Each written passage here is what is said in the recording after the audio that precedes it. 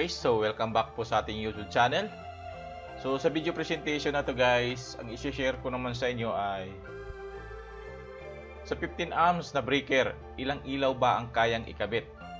Okay, so yan po yung pag-uusapan natin sa video na to. So ang gawin nating example ito guys ay yung pang residential lang po na computation. Okay? Isa sa mga kailangan bilang isang electrician na dapat nating alam. Alam naman natin guys sa mga bahay ang usual na ginagamit natin ng mga ilaw ay LED, incandescent bulb or fluorescent tube. So yan po yung ating i-discuss ngayon. Ito po yung karaniwang makikita natin sa mga LED lights. May 2 watts, 3 watts, 4 watts, 10 watts or more or 15 watts.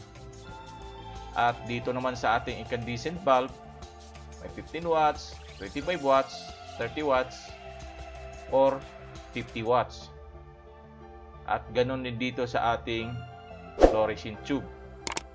Ang bilangan natin dito guys sa ating competition ay bawat ilaw ay inassume na natin na 100 watts. Okay?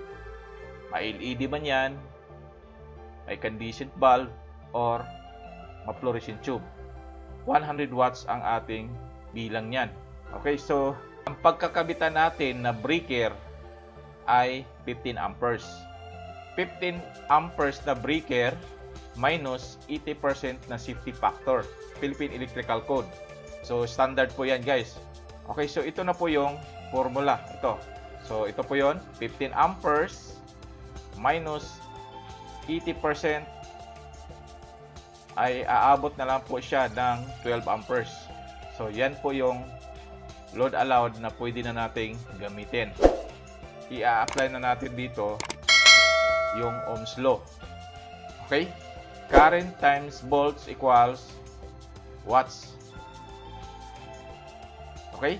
So 12 amperes times 230 volts equals 2,760 watts.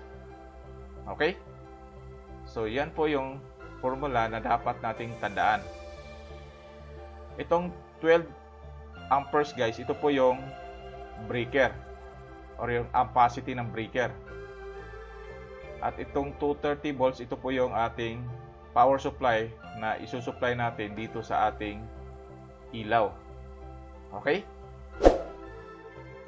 2,760 watts divided into 100 watts. Assuming na bawat ilaw ay 100 watts. So, ito po yon. Ang mangyayari guys ay 27 lights maximum. So, 20 seating ilaw ang pwede nating ikabit pala dito sa ating 12 amperes na circuit breaker. Okay?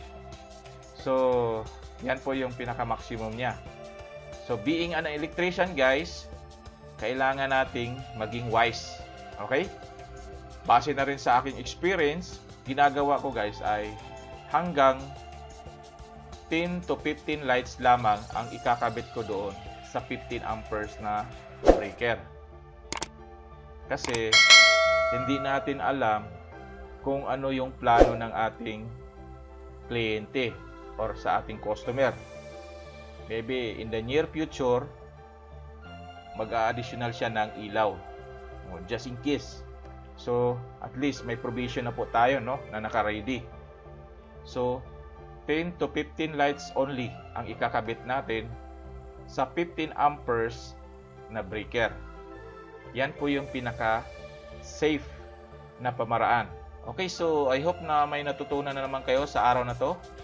So, kung may mga katanungan kayo guys, paki-comment sa ating comment section. Paki-like. At kung bago pa po kayo sa ating YouTube channel, paki-consider na rin po ang pag-subscribe. Paki-hit sa notification bell para updated po kayo sa ating mga gagawin pang mga videos. Ito po ang inyong kaibigan, Raka Bayan Tech. Hanggang sa muli, paalam!